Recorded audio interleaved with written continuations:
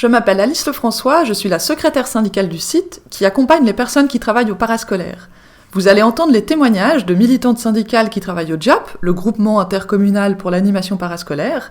Ils et elles vont vous parler de leur métier. En tant que secrétaire syndicale, je vois des situations qui se répètent, on me remonte souvent les mêmes problèmes d'une équipe à une autre. Peux-tu me donner quelques exemples concrets de problèmes que vous rencontrez au quotidien ? On me dit à chaque fois, c'est sécurité avant tout.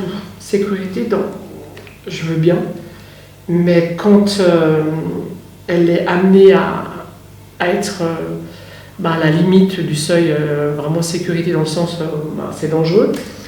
Je te donne juste un exemple, c'est l'EMP. Alors 16 à 2, il y en a une qui s'occupe des toilettes. On n'est pas censé toucher l'enfant, malheureusement c'est l'EMP. C'est pas évident, c'est l'école, c'est dur pour eux. Pause de midi, ils voient pas papa et maman, ça pleure. Quand on voit les enfants qui pleurent, tout ça, je trouve que c'est pas correct. On devrait nous donner la possibilité, déjà le DIP, instaurer vraiment, parce que je sais qu'à l'époque de ma fille, c'était quelques-uns à midi, puis quelques-uns le soir. Là, je trouve que cette rentrée, dans mon école, on en a eu 18 à 2.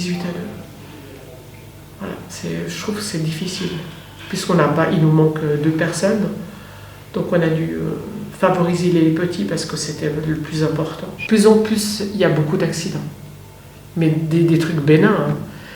Ils mettent souvent, un robinet d'eau dans les nouvelles écoles. Et juste à la moyenne, certains enfants, c'est tape et ça s'ouvre. C'est bête, mais oui. J'ai vécu ça ma première année, des tabourets. En fait, les enfants font des pirouettes, ça tourne, et ça passe à côté, puis en fait, c'est juste à leur étage, puis les dents, tac, dans les mâchoires. Il faut savoir que quand vous avez des petits, par exemple des 1P ou des 2P, on a tous peur qu'il leur arrive quelque chose.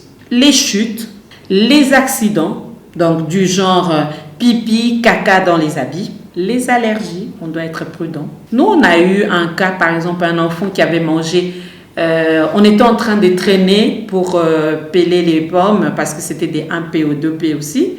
Il n'avait rien parce que cet enfant, il ne devait pas manger la pomme. Il a piqué la pomme de l'autre. Le temps de se rendre compte qu'il a piqué la pomme de son voisin, c'était la panique. Et l'enfant savait qu'il était allergique, mais il a un P.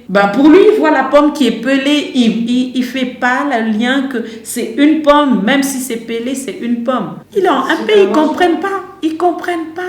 Il faut tout leur expliquer. Le taux d'encadrement a été très problématique à la rentrée 2022. Le JAP calcule le taux d'encadrement, soit le nombre d'enfants par animatrice, selon une moyenne par semaine.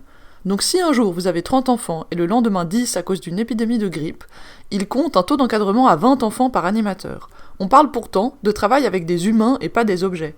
Alors comment est-ce que ça se traduit dans votre quotidien ? J'ai entendu beaucoup d'histoires où des personnes se retrouvent tout d'un coup seules avec 25 enfants ou à devoir faire des trajets. Moi-même, je suis dans une école où on fait des trajets. On est assez, donc c'est bon. Mais il y a aussi toute la sécurité. Et ça, on ne se rend pas compte. La sécurité de faire traverser les enfants, de marcher sur les trottoirs, de faire des trajets. Je ne sais pas comment les gens font. C'est hallucinant d'entendre qu'il y a des gens qui sont seuls avec 20 ou 25, ou alors des effectifs. Ou alors les petits qui commencent, qui viennent de la crèche, qui sont largués dans une foule, dans un immense groupe. Comment on fait ? Qu'est-ce que c'est que ça ? Ça va pas, c'est pas du tout approprié aux besoins. Et pour les parents, je trouve que c'est pas du tout rassurant. Mais disons que dans le travail au parascolaire, je pense qu'on rencontre pas tous les mêmes problématiques, mais c'est un peu quand même des choses qui reviennent. C'est la question du nombre d'enfants dans les groupes, des personnes non remplacées qui font que justement après il faut réorganiser tout et que ça fait des groupes 18, 20, 25, si ce n'est plus. Pour un animateur, oui. La question des locaux, alors moi je ne l'ai pas trop vu dans le lieu où je travaille parce qu'on a réussi à obtenir des locaux, mais c'est vrai qu'à chaque fois entre le moment où tu dis il y a beaucoup d'enfants, il va falloir des locaux, et le moment où ça arrive, il y a à peu près 1 an qui se passe, donc ça fait une année où tu jongles, où tu te retrouves à 2 dans des salles qui ne sont pas prévues pour, et ainsi de suite. Les animateurs et les animatrices crient sur les enfants parfois pour se faire entendre, parce qu'effectivement, si le niveau sonore est trop haut, t'as pas le choix. Dans les restaurants scolaires, je pense qu'on se retrouve dans la situation où des adultes crient pour des questions de volume, et parce que du coup, il faudrait soit être beaucoup moins dans le même espace. Après, je pense qu'il y a quand même des façons de faire qui permettent d'obtenir au moins du silence ou moins de bruit sans crier, mais pour les mettre en place, ça justement, on peut dire avant aussi, il faut que les équipes aient le temps d'y réfléchir, qu'après il faut que les responsables des locaux soient d'accord que ça soit mis en place aussi suivant quoi. Donc ça c'est pour la partie restaurant scolaire, du coup c'est pour se faire entendre malheureusement, mais ça n'a pas de sens parce que quand tu cries sur quelqu'un, il t'entend pas. En tout cas c'est pas comme ça que ça fonctionne le mieux je trouve. Et après dans la partie activité ou quand tu t'occupes des enfants, les personnes qui crient, soit ça doit être vraiment quelque chose d'urgence, et c'est vrai que ça arrive. Pose ce ciseau tout de suite, ne le plante pas dans Matisse, ça serait super, tu vois. Là, je pense que le cri peut être justifié parce que c'est un cri d'urgence. Mais si tu cries sur des enfants pour te faire comprendre, c'est un problème d'autorité, de rapport à l'autorité, et in fine de formation, parce que je pense qu'on vit une époque où on sait que c'est pas le plus optimal. Il y a les ressources pour se former là-dessus. Au JAP, on n'est pas formé là-dessus, sauf si nous-mêmes, on va chercher des formations, parce qu'il existe dans notre catalogue de formation des choses qui parlent de ça. J'en ai fait quelques-unes qui sont très intéressantes. Mais c'est pas obligatoire du tout. C'est ceux qui ça intéresse décident de le faire. Et ça, c'est un peu un problème. Vous travaillez avec des enfants qui sont une population quand même vulnérable et avec des besoins importants. Est-ce que ça change quelque chose à la qualité de l'encadrement d'avoir des petits ou des grands groupes d'enfants ?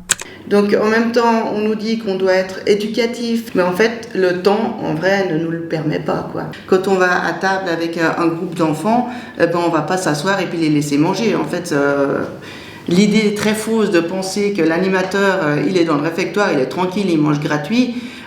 Je défie n'importe qui de venir manger avec 10-12 enfants à la table, puis de manger tranquille. Ça, c'est vraiment impossible. Je veux dire. Donc, en fait, déjà, on vérifie que tout le monde a son verre d'eau, on vérifie que tout le monde goûte un petit peu à tout, on vérifie qu'il n'y en a pas un qui n'aime pas et qui file dans l'assiette de l'autre, on vérifie qu'il n'y en a pas un qui donne des coups de pied sous la table. Je veux dire, à chaque repas, il y a un verre renversé ou un verre cassé une fois de temps en temps, qu'il faut ramasser en même temps qu'il faut gérer la table, en même temps qu'il faut gérer le bruit, en même temps qu'il faut gérer... il y a 1000 choses à gérer en même temps, en fait. Voilà. Il faut être très polyvalent et il faut être très énergique et c'est vraiment un métier, on est toujours dans l'urgence. C'est imprévisible finalement, les enfants ils vivent et ils bougent beaucoup. C'est pas comme un travail de bureau où on se dit j'ai fait ce tas de feuilles là et puis je vais faire une pause, je vais me prendre un petit café puis je vais revenir après pour faire la suite. Là je veux dire les 2 heures de prise en charge sont hyper intenses. Des fois on n'a pas le temps d'aller aux toilettes. C'est pas des fois, c'est pratiquement tout le temps en fait. Le truc qui dérange aussi, c'est le manque de suivi. Le parascolaire, on est sous-estimé et en fait on fait remonter des problèmes avec les enfants, mais on n'a jamais de retour sur ce qui se passe avec l'enfant, sur les mesures qui sont prises, sur aussi de quelle manière on pourrait les accompagner pour mieux les aider. On n'a pas de formation pour ça en fait, on n'est pas équipé pour ça.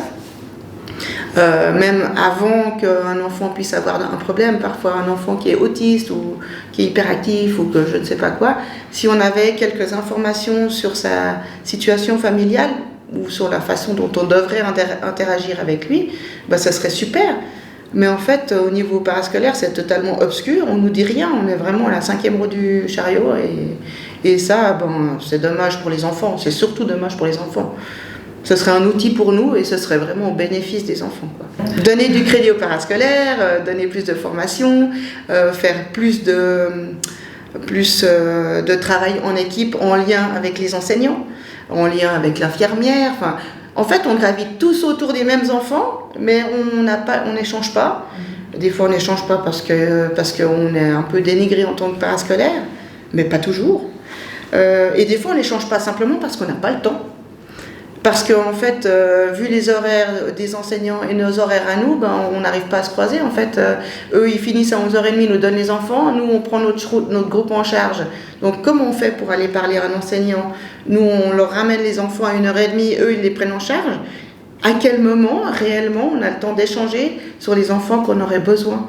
En fait, ou alors, il faut prendre ça sur des autres moments, quoi. Si vous voulez entendre les militantes syndicales sur d'autres thématiques concernant les métiers du parascolaire, vous pouvez retrouver nos vidéos sur la page Instagram du site, sur Facebook ou sur notre chaîne YouTube.